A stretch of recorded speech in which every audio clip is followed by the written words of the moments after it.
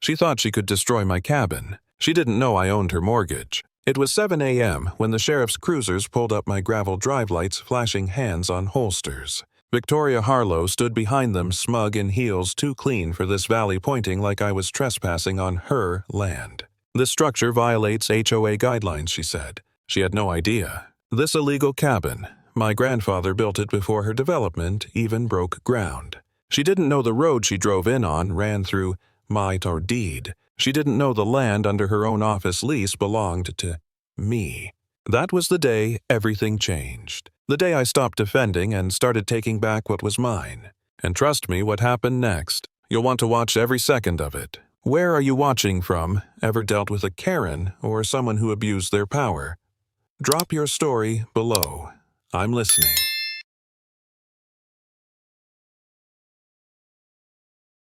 Before Victoria ever set foot in this valley, my grandfather laid claim to it with nothing but calloused hands and a stubborn heart. In 1963, he bought 200 to 400 acres of raw Montana wilderness for $800. That's what a decent dinner costs today. But back then it came with timber rights, mineral rights, water rights, the whole damn valley. I was just a kid when I first came here. Summers spent hammering nails, hauling lumber, learning to build this A-frame cabin from scratch. 1,200 square feet of independence. No neighbors, no grid, no nonsense. When my parents died in a car accident, I inherited the land at 25. Burned out from software consulting, I left it all behind. Now I work remote from here, surrounded by mountains and silence. It's not just property, it's legacy.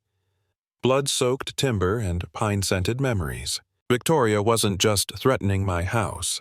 She was threatening everything that ever meant something to me. Then came Victoria Harlow, 52, bleach blonde helmet hair, white Escalade that probably cost more than most cabins in this valley. She wasn't just the HOA president, she was also the developer who built the gated monstrosity they called Clearwater Estates. 32 luxury homes, zero connection to the land. And now she wanted mine for phase 2. She didn't knock the first time, just stood there, heels clicking on my old wood porch like a woodpecker with a bad attitude. Her perfume hit before her voice did, overpowering the pine and diesel like a chemical weapon. "This structure," she sneered, waving a manicured finger at my cabin, "doesn't meet community standards." I looked at her and said flatly, "This cabin was built in 1995. Your community didn't exist until 2018. She blinked just once. That was when I knew this wasn't going to be a misunderstanding. This was war. The first shot came in a silky envelope. A certified letter from Clearwater Estates HOA signed by Victoria Harlow herself. Violation of community design standards. Demand $500 per day in fines. Deadline: immediate compliance or face legal action. I held the paper in my hands. It felt smoother than anything that belonged in this valley. Soft as snakeskin. Expensive. Plastic almost. A mockery of the rough-hewn logs around me. The letter claimed my cabin violated structure codes, noise ordinances, even aesthetic harmony. Harmony. I run on solar. I chop wood by hand. I don't play music, don't throw parties. But that didn't matter. This wasn't about noise or permits. It was about leverage. My land was the missing piece in her expansion plans, and she would do anything to get it. This wasn't a misunderstanding. This was calculated. Victoria didn't just want to find me. She wanted to break me. I didn't yell. I didn't threaten. I did what Grandpa would have done. I pulled the records. Every nail, every beam of this cabin was logged, permitted, and signed off in 1995. I drove into town, met with Jake Morrison, the county inspector, whose boots had more honesty than any HOA office chair. He walked through my cabin slowly, flashlight sweeping over the hand-fitted joints, the copper piping, the clean wiring. When we stepped outside, he took off his cap and whistled low. "Son, this place is built better than half the homes in town." Who did the work? My grandfather. And me. He pulled out the original permit from a dusty file stamped, dated, legal. I thought that would end it. But it only made her angrier. Because Victoria didn't want a fair fight. She wanted surrender. And I just told her I wasn't going anywhere.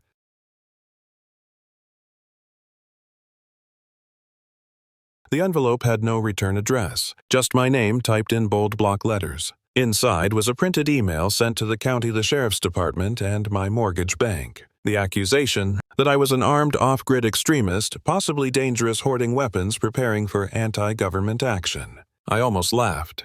Then I didn't. because 2 days later a deputy showed up, polite but wary, hand resting near his holster. He asked if he could look around. Said they'd received an anonymous tip. I let him in. He found books, firewood, a toolkit, a cabin full of quiet. No arsenal, no threats, just pine walls and silence. He apologized on his way out. "I'm really sorry about this," he said. "We're obligated to check." But I wasn't the one under investigation anymore. Victoria had crossed into something else now. This wasn't just legal harassment. This was character assassination. The next blow came wrapped in bureaucracy. Victoria filed a complaint with the state environmental agency accusing me of illegal sewage disposal. According to her, my composting toilet and graywater system were contaminating Clearwater Creek. It was laughable if it weren't so serious. A state inspector named Bob showed up before sunrise clipboard in hand boots still wet with morning dew. We walked the property. He poked, tested, asked questions. Then he stood back and smiled. "Son, I've inspected million-dollar homes with systems half as good as yours. Yours is cleaner than most municipalities." He wrote me a glowing report, signed, certified. But before he left, he added something that made my blood run cold. "You know we traced an actual contamination issue this week, and it didn't come from you." I stared at him.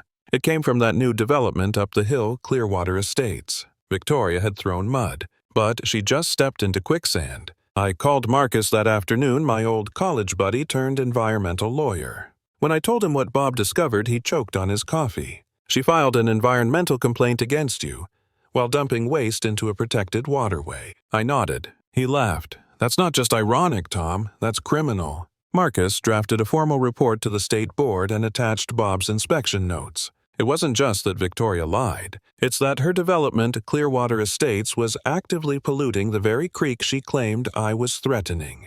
Raw graywater runoff. Violation of multiple state codes. It was all traceable, all documented. By trying to bury me under false accusations, she'd exposed her own mess. And it wasn't just legal. It was poetic. While she painted me as a backwoods threat, her multi-million-dollar empire was quietly poisoning the valley. She didn't know it yet, but she'd just loaded the first bullet into her own foot. Turns out I wasn't the only one Victoria was harassing. It started with old Pete, Vietnam vet logger, lived downstream for 50 years. She offered me half of what my land's worth, he grumbled at Maria's diner. Then hinted the government might take it anyway if I didn't sell. Next came Maria herself, owner of the diner, sharp-eyed and steady-handed. She reported me to the health department, Maria said, pouring coffee like it was war fuel. 30 years without a single complaint.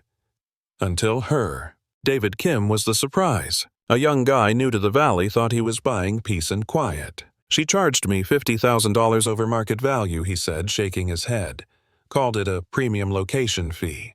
I found out later she pocketed it directly. Victoria wasn't managing a community. She was extracting from it. One complaint at a time, one victim at a time. And suddenly I wasn't fighting alone anymore. 2 weeks later, a new report landed on my desk. Another environmental complaint, this time from a licensed expert named Dr. Meredith Chase. She claimed my graywater system posed a long-term health hazard and recommended immediate removal of my cabin. But something felt off. I ran a background check. Meredith wasn't an environmental scientist. She was a communications major who went to college with, wait for it, Victoria Harlow. No license, no credentials, just a website and a LinkedIn full of buzzwords. Marcus nearly exploded. "This isn't just manipulation, Tom. This is fraud." We filed a formal ethics complaint. But the best part. We subpoenaed her credentials. Under oath, she admitted Victoria had asked her to write something scary that would pressure local officials. That report was meant to bury me. Instead, it exposed her as a co-conspirator. Victoria wasn't just breaking the rules anymore. She was bending reality to suit her narrative, and cracks were starting to show.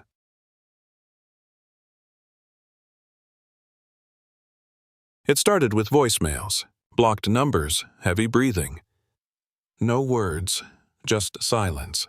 Then came the midnight knocks. No one there, just footprints in the frost and a faint whiff of cigarette smoke I recognized too well. Victoria's brand. A day later, I found a warning taped to my cabin door. "You're not safe out here alone." Cut-out magazine letters, like some bad crime show cliché. That same week, I received 3 more bogus code violations. One accused me of operating an unlicensed backwoods hostel. I live alone. Every night, headlights slowed on the gravel road.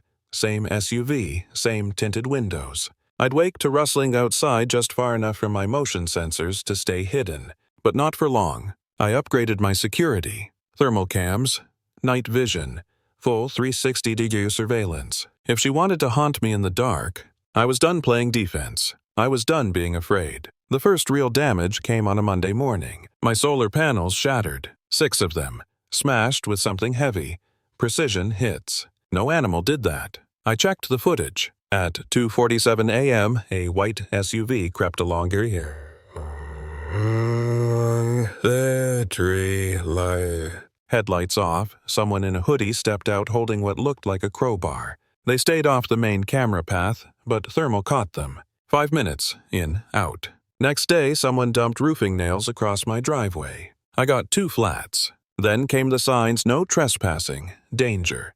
Contaminated property staked along my fence line. I didn't post them, but Victoria was losing patience and subtlety. This wasn't strategy anymore. This was spite, rage, sloppy desperation. She wasn't trying to win legally. She wanted to exhaust me. Mentally, financially, physically. But the more she escalated, the more evidence I gathered. And she didn't know I had just started building my case. I filed a formal complaint about the vandalism, submitted the footage, the timestamps, the thermal signatures. 3 days later, the sheriff's office called me back with an apology. They couldn't proceed. There's pressure from above. The deputy admitted, voice low. Some county officials think pursuing this could be politically inconvenient. Politically inconvenient. I wasn't running for office. I was trying to protect my grandfather's land from a woman throwing legal grenades while sipping overpriced rosé. I requested a hearing to dispute the latest round of HOA violations. It got denied. Administrative backlog, they claimed. Strange, my neighbor's appeal went through the same week. That's when it hit me. Victoria wasn't just abusing the HOA. She was using her developer influence to reach into county offices, zoning boards, enforcement agencies. This wasn't just personal anymore. It was systemic. And I wasn't just defending a cabin. I was exposing a machine. That's when I called Sarah Chen. Private investigator, ex-military. No patience for bullshit. I handed her a folder, photos, timestamps, HOA letters, copies of permits, and a USB labeled Victoria Trash. She raised an eyebrow. You want me to dig? No, I said. I want you to uncover. 2 weeks later, we met at Maria's diner. She laid out the findings like evidence at a trial. Victoria Harlow had been suspended from real estate practice in California dual representation violations. Twice sued for undisclosed HOA profit-sharing schemes. She'd run the same playbook in 2 other states, targeting old landowners, manipulating local boards, flipping properties for millions. She's not just aggressive, Sarah said. She's got a pattern. This is predatory. And it was all documented. Licenses, lawsuits, shell company transfers. Victoria hadn't just misused her authority. She'd built her empire on intimidation lies and paper-thin legality. And I had the blueprint now. It was time to turn her own pattern against her. We met after hours at Maria's diner. The lights were low. Coffee was strong. The old Formica table covered in manila folders, legal pads, and 3 slices of pie no one touched. Maria, Pete, David Kim, Sarah Chen, Marcus, my environmental lawyer friend, and me. We weren't friends. We were co-survivors of Victoria's warpath. She's not just gunning for you, Pete said, tapping the table with a weathered finger. She wants to erase all of us, turn this valley into a weekend brochure. We laid out a plan. Step 1. Document everything past and present. Step 2. Gather allies quietly. Step 3. Wait for Victoria to make her next move.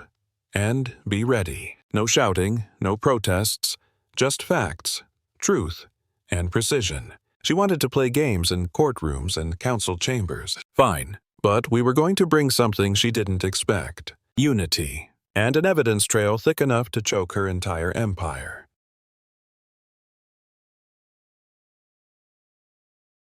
It hit the local news first. A blurry cell phone video me supposedly screaming at a neighbor waving what looked like a wrench like a weapon. Victoria submitted it to the HOA as proof I was hostile and unstable. Within hours, the county issued a restraining order request. For a minute, I panicked. Then I pulled up my footage. My security system had caught the same moment from 3 angles. What they'd used was a 6-second clip trimmed and cropped. What I had the full 3 minutes. No yelling, no threats, just me fixing a busted water line while chatting with David Kim. I sent the raw files to my lawyer, the sheriff's department, and 2 local reporters. By sundown, retractions had begun. Victoria tried to paint me as dangerous. But she didn't realize. I wasn't just defending myself anymore. I was documenting everything. And this time, she wasn't the one in control of the narrative. The creek ran cloudy that morning. A weird sheen danced on the surface like oil, but thicker. I followed it upstream past the tree line to where the runoff pipe from my cabin ended. Nothing from me. But 20 feet upstream, near the edge of Clearwater Estates, I found something worse. A fresh trench. Unpermitted. A black plastic pipe feeding directly into the creek. And near my well, a patch of disturbed soil, a faint chemical smell. That night my thermal cam pinged movement. 2:11 a.m. A hooded figure crouched near the wellhead poured something from a container, then bolted. We pulled the footage, froze the frame. The SUV waiting at the tree line was the same one from before. White, tinted, Victoria's. I called the sheriff, the EPA, and Sarah. This was no longer harassment. This was environmental sabotage. Criminal, calculated, dangerous. And now, it was personal. It started with a slip. During a county meeting, Victoria mentioned contingent financing for Phase 2. Something about that phrase didn't sit right. Marcus made a few calls. Sarah pulled property records. What we found, Victoria had borrowed over $2.3 million to develop the next expansion. But here's...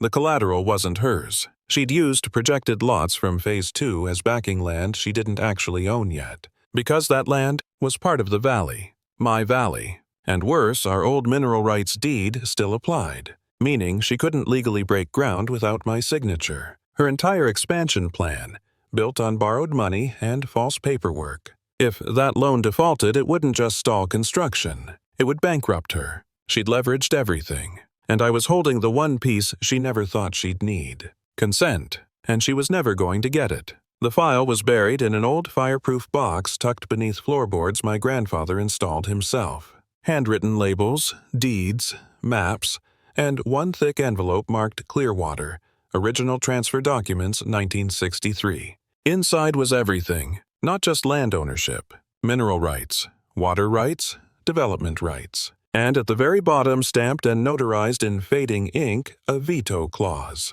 Any commercial project proposed within the Clearwater Basin required my family's written consent. That included roads, utilities, and real estate development. Victoria hadn't just overlooked this. She'd built her empire on top of it. And the final blow, her bank loan used my land as collateral, but that mortgage was now in default. Which meant legally, I didn't just own the valley. I owned her debt, her roads, her expansion, even her office lease. And Victoria Harlow, she was now trespassing on everything, even her own future. I sat at my grandfather's old desk, fingers tracing the ink on a 60-year-old deed. And one question kept echoing in my head. How had this been hidden so long? The answer, it wasn't hidden, it was ignored. By complacent officials.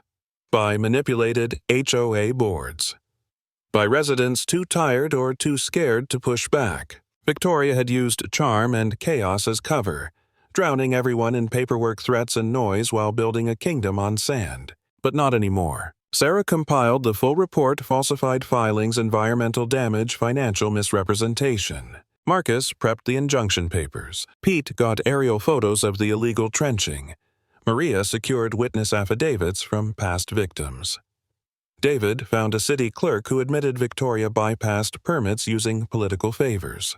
We didn't just have a case, we had an avalanche. And now that I held the deed, it was time to stop reacting. It was time to strike.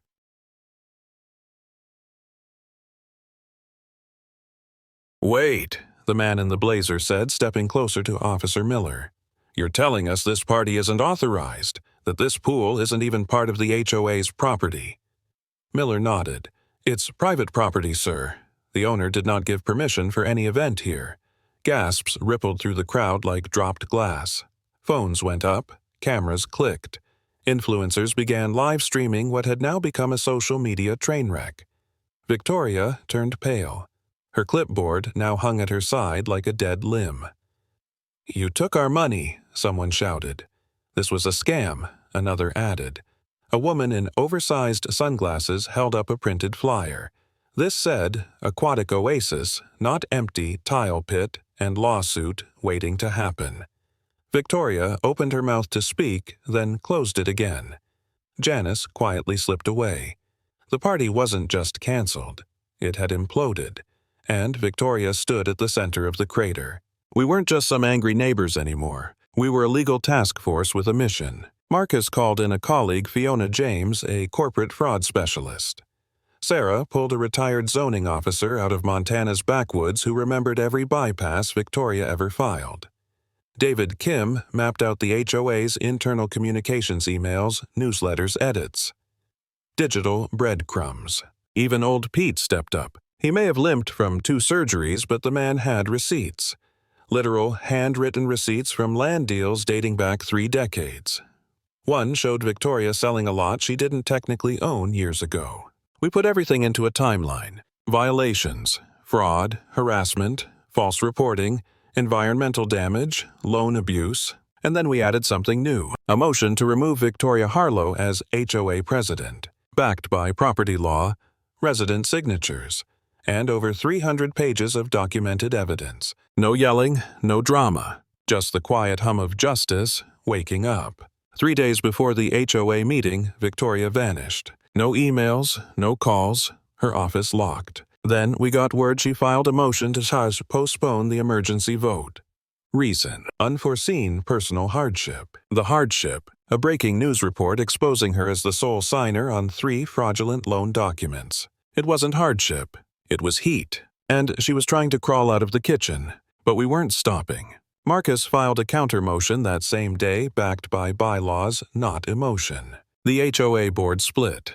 2 supported Victoria, 3 abstained. But the bylaws were clear. With over 25% ownership, I could override any delay. I sent the notice to all residents. Meeting proceeds. Friday, 7 p.m., Clearwater Community Hall. And this time Victoria couldn't hide behind a mailbox or a motion. She'd have to face us, in front of everyone, under oath and under pressure. The hall was packed. Folding chairs creaked. Paper fans fluttered. And every eye turned as Victoria Harlow walked in, late lipsticked and boiling under a silk blazer. She didn't look powerful anymore. She looked cornered. Marcus stood to present. Calm, methodical. Exhibit A through Z. Fraudulent permits. Fake inspections. Tampered board minutes. Footage of trespassing. Audio of threats.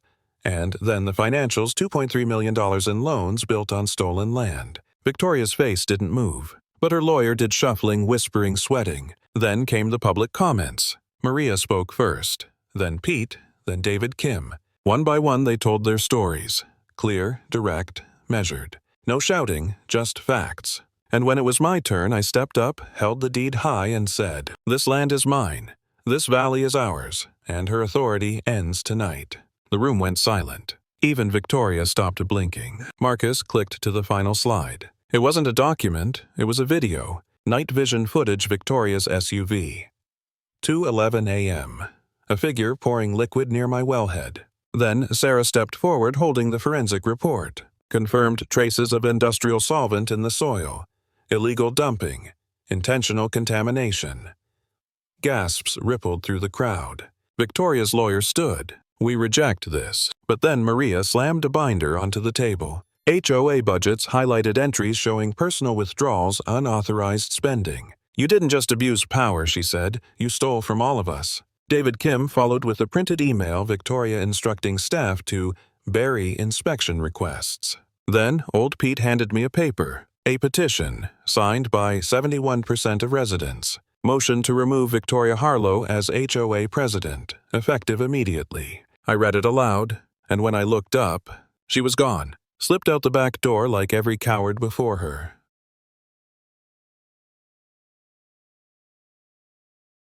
Victoria may have slipped out, but the truth stayed in the room. The vote was unanimous. One by one, neighbors stood, faces I barely knew, some I'd only waved at from a dirt road. "I lost my fence after filing a complaint," one man said. She denied my permit because I refused to sell, said another. Then, Maria, steady as ever, declared Victoria Harlow is hereby removed from the HOA board, stripped of all administrative authority, and permanently barred from future involvement. Applause started slow, then rolled like thunder through the hall. Even the HOA treasurer, once loyal to Victoria, stood and handed me a flash drive. All the financials, he said quietly. She told me it was just business. I didn't know it was a con. For the first time in months, I exhaled. Not because I'd won, but because we had. Justice didn't just speak that night. It roared. Victory wasn't fireworks, it was silence. The kind that settles after a storm when you see what's left behind. My solar panels were still shattered. My well had to be tested twice a week. The Valley Creek would take months to flush clean. And me, I hadn't slept through the night in over 40 days. But justice. Left footprints. The state launched an investigation. Victoria's development loan was revoked. Her license under emergency review. Her accounts frozen. Fiona tracked the shell companies. Marcus filed civil claims on behalf of everyone Victoria had defrauded. She'd vanish for now, but her legacy, it would face the law. And this place, Clearwater Valley, would finally breathe again. Not because one man fought back, but because we stood together, and we didn't blink. Justice wasn't just done, it was documented. I sat on the porch that morning. Same mug, same sunrise. But something had shifted. The valley wasn't just quiet, it was listening. The A-frame cabin still bore scars, cracked shingles, splintered rails, but it stood. Just like Grandpa taught me. I ran my hand across the porch rail, the same one he made me sand a dozen times. He once told me, don't just build it strong. Build it so it remembers you even when you're gone. For months I feared I'd lose that. Not just the land, but the connection. To him, to who I was before all this started. But the cabin remembered. The land remembered. And now, so do I. This wasn't just about stopping Victoria. It was about protecting memory. And making sure it never gets buried again. We built a new sign at the entrance of the valley. No chains, no warnings. Just a quiet declaration carved into old pine. Clearwater founded on roots, not contracts. Neighbors helped raise it. Pete brought his old truck. Maria brought coffee and that look that said, we made it. David Kim brought his camera but ended up putting it down just to feel the moment. That night we lit a fire. No speeches, just stories. We laughed. We remembered. We promised each other this place would never go quiet again. And as the fire crackled, I looked out over the trees and thought of Grandpa. He built this place so we'd never forget who we are. Victoria tried to bulldoze that. But this valley, it holds on. To memory. To meaning. To truth. And now, so do we. Because legacies aren't written in court rulings. They're passed on by hand and by heart. Justice in the end isn't just about winning a case or reclaiming a piece of land. It's about drawing a line. A quiet line that says, this is mine. This is my family's memory, my time, my peace. My right to exist without permission. My right to not be threatened, chased, or erased. Victoria thought she could take a cabin. But what she tried to steal was dignity. And that's something no one is ever allowed to touch. What happened in Clearwater isn't just my story. It's a reminder for all of us that power without accountability always ends the same way, exposed and undone. My story doesn't end here. But what about yours? Have you ever faced a Victoria Harlow, a bully in a position of power? What did you do to protect what's yours? Tell me, share your story in the comments. If this made you angry proud, or just seen hit like, subscribe, and follow this journey. Let's make sure stories like these aren't buried. Let's make sure no one has to face them alone again. And if someone's watching this who thinks they can get away with what Victoria did, we're watching now. All of us.